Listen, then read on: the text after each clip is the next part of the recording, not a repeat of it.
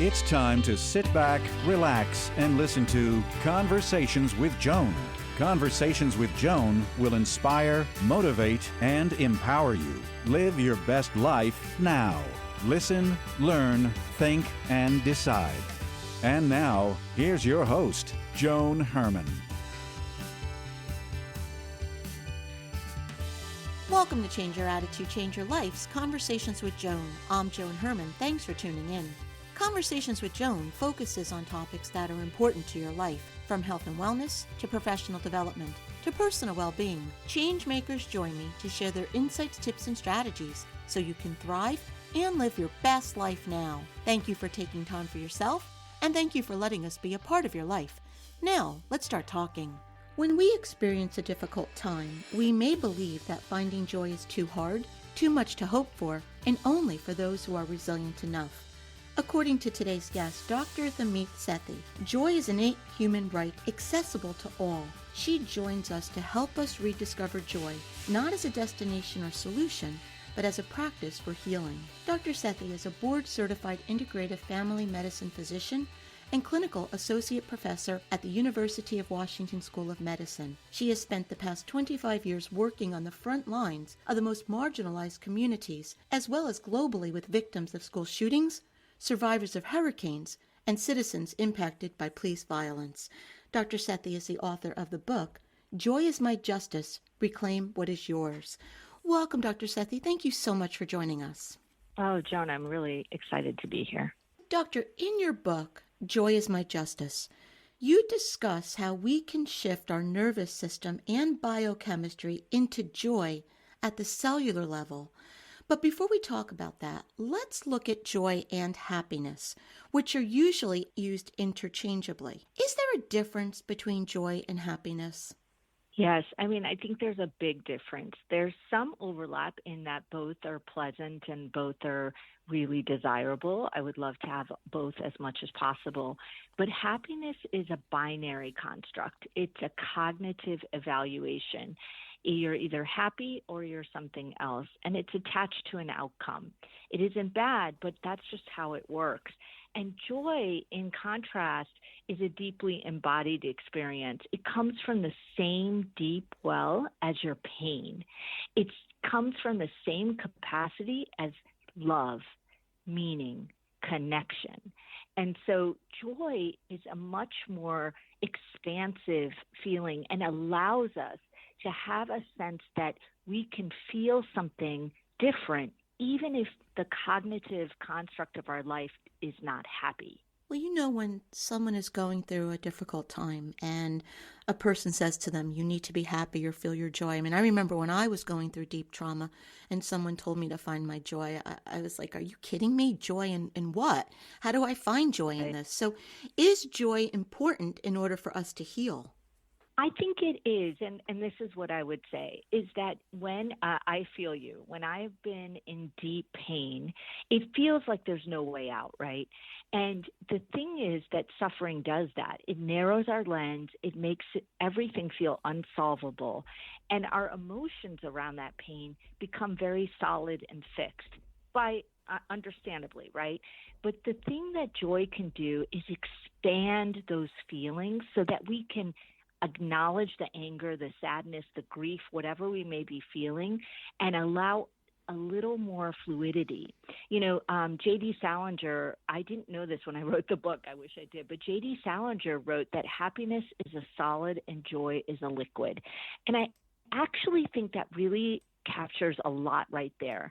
It's just that joy can flow in and out of all of our emotions so that it's the way that we can be at a funeral and feel such deep, weighty heart loss, but then have a moment in the same time of laughing with our family about this person that we miss so very much.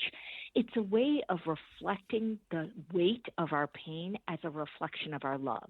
I remember early in my career, I interviewed a woman who was quadriplegic, and she explained to me that after she had her accident, she wanted to commit suicide. She didn't see a future for herself, and she didn't want to be alive. And someone had given her advice one day. They told her to be grateful for the small things in life. And immediately she said, what do you mean, be grateful? I'm not grateful for anything. And the person said, I didn't tell you to feel grateful. I told you to be grateful. And so what this woman explained to me, what she did was she started to be grateful for the little things, the bird outside the window, her physical therapy. Mm-hmm. And she said the amazing thing that happened after just being grateful is that over time she started to feel grateful. So does it work the same way with joy? When we're in pain, if we start to be joyful, will we eventually feel joyful? Well, I think you've really captured it. What I would say is that yes, but the way to be joyful is through tools that I frame in my book like gratitude, self-compassion, breath, movement, etc.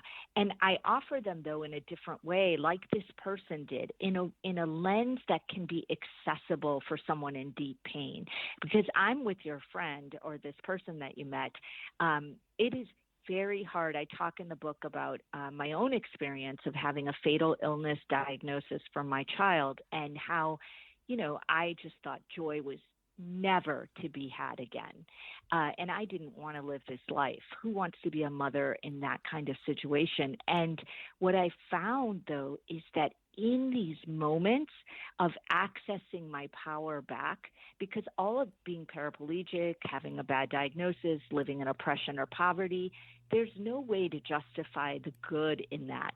And at the same time, what they've done is strip our power, stripped our humanity, made us feel small and hopeless.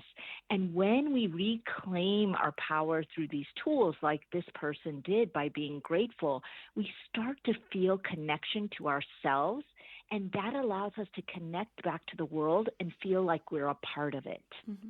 And, while we're talking about the way we feel and in our mental health, the trauma that we experience also impacts us on a physical level. So would you just explain a little bit to our listeners what happens to us physically when we stay stuck in that trauma? Yes. So trauma, we're well aware now through decades of beautiful research and dissertation on trauma that it lives in our body long after it happens. And the reason it does that is because at a moment of great loss or trauma, we actually have changes in our nervous system that are there to protect us. We're not broken. They're working very well. They help us either run away, they help us get numb and withdraw from the trauma. They help us just deal with it in the moment. But what that does is actually make us hypervigilant in our nervous system, and so that we're unable to feel safe or feel ease in our body through that trauma and long after. When we re-access tools that bring us to joy, we actually are doing the sort of repair work we need, where we tell our nervous system, you are safe, you are okay in this moment, even if the life as a whole does not feel fair, right, or just. In this moment, you are safe and okay. And slowly we bring our nervous system back into balance. You just briefly mentioned a few of the tools that you write about. Would you share in a little bit more detail a couple of your favorites? Yeah, someone asked me what my favorite was, and I said, that's like asking me what, my favorite child. But I have many. But for me, actually, my favorite go-to is movement. And for me, it's dance. It can be any kind of movement for anyone, whatever's accessible. And if you're in a wheelchair or walking with a cane or not walking at all, it could be just shaking or spinning in your chair. And movement does something really amazing. The science actually shows that we express molecules from our muscles with any movements that can be anti-inflammatory, that can be repairing, and so much so that the scientists call them hope molecules. I mean, I find that really powerful and inspiring. And these hope molecules really allow us to expand into our body. I tell my patients all the time, when they tell me I feel stuck, I say the mind cannot move if the body does not. And for me, when I'm feeling stuck, when I'm feeling very anxious, very sad, I have to move my body. And so I describe different kinds of active meditations in the book, but I also just turn on my favorite music and literally dance. Another one that I really love is what's called emotion labeling. And I offer this because if your listeners are thinking, how can I even do this? This is so simple. I'm not saying these things are easy, but they're simple. Is that, there is science to show that if we suppress and try to dismiss all our emotions, we actually make our nervous system more vigilant. I find that really powerful, because what we think we should do is say, I don't want to feel sad. I'm just going to try to feel happy. And what we show is that's not the way to do it.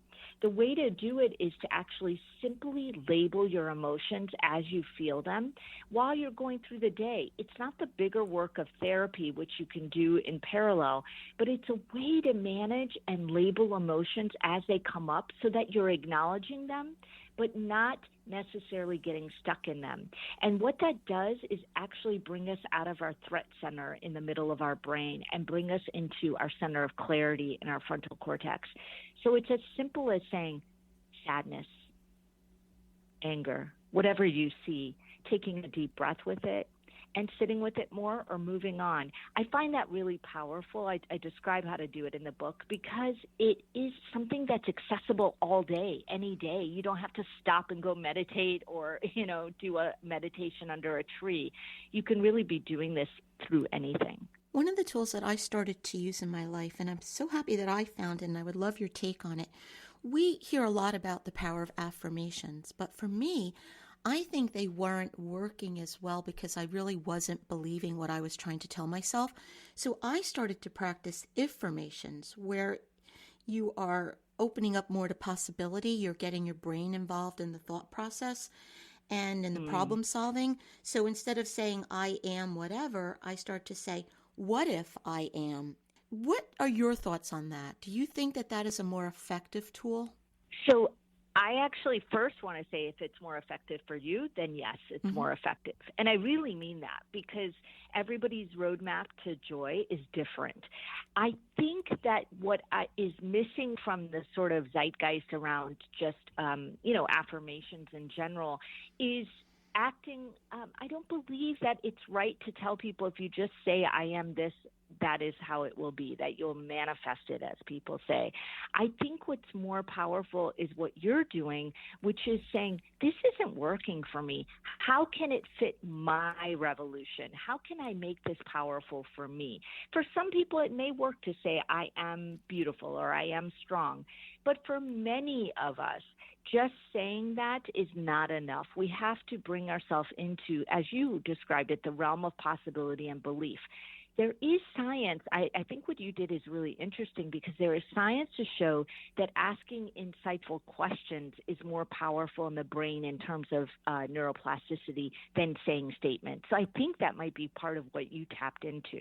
Well, and I think for me, because I am such an in-my-head person, I have to reason things out, that rather than saying I am beautiful, I say to myself, what if I was beautiful? It is true. And if you really pay attention to all of the tools that I talk about, you'll see that they really bring you back into your body and out of your mind. And I think you're tapping into that right now, which is that when we only stay in our, it's not that the mind isn't powerful, but if we're only solving or working on things in our mind, what you're describing is really useful for people to understand. We can get in a back and forth, in a ruminating, in a sort of perseverating mode where we're just focused on the logistics. When we step into our body, what happens is we actually use our nervous system to heal. We use our body to heal, because what we talked about before about trauma in the body is what I say to patients every day is that trauma lives in the body, but that's also where it powerfully heals. And you're tapping into that with what you're saying. Now, would you talk to us a little bit about intergenerational pain? Yes. So Rachel Yehuda is a brilliant, she's in your neck of the woods, brilliant researcher who really did a lot of the epigenetic research. I talk about her in the book. She did it around Holocaust survivors and really looking at the children and grandchildren and showing that it wasn't just that these children and grandchildren grew up around stories or listening about the Holocaust, but that their DNA markers had changed from the trauma. And she really brought a whole new power to trauma living in the body. And what we found since her research over and over is that this is true and that these markers can be modified. It gives us hope. It shows us that people go through trauma, it affects their family tree, but their family can also modify it by these practices. And so I think about this a lot. I have parents, not just grandparents, but parents who went through the partition of Pakistan and India, very similar to the kind of trauma and lives lost of the Holocaust. And I grew up with that, but I also don't know if that created more hypervigilance in my body, which I have felt my whole life, that kind of hypervigilance.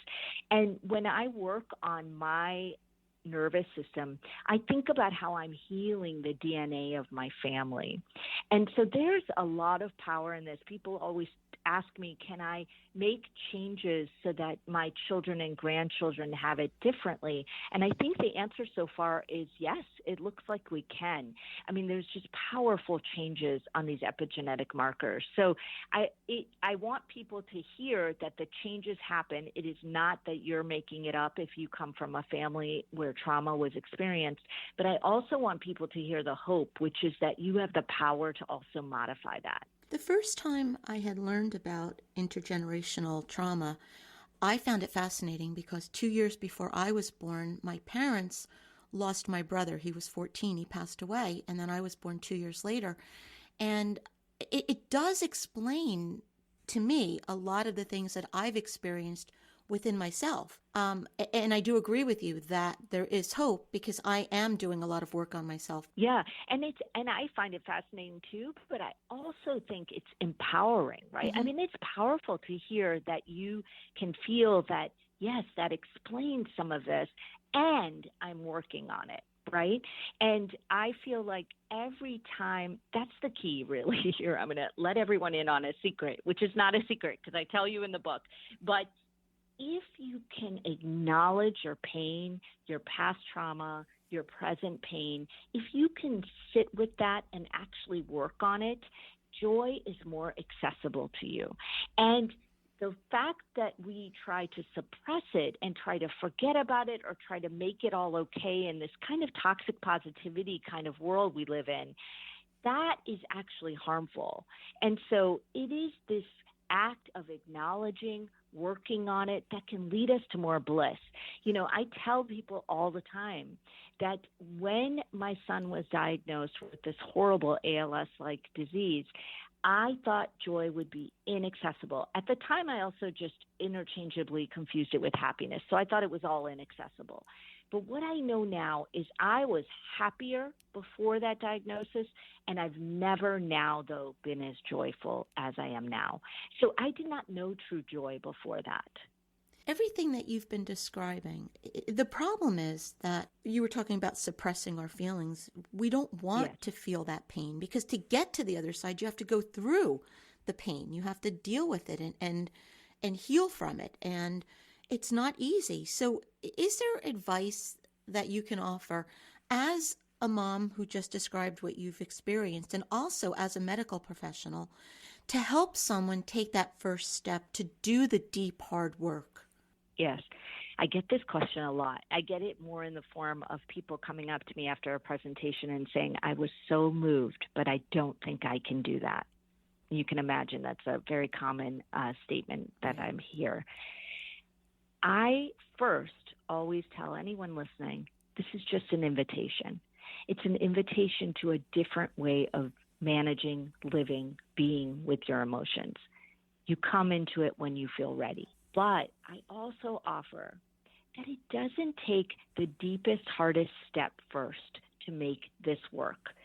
You can take the lightest first step. I think your story of the person who said, I couldn't feel grateful, but I could be grateful for a bird or a piece of a flower or whatever it is, that is a first light step. A first light step is offering yourself compassion. There's neuroscience, I go into depth in the book about this, but it really matters.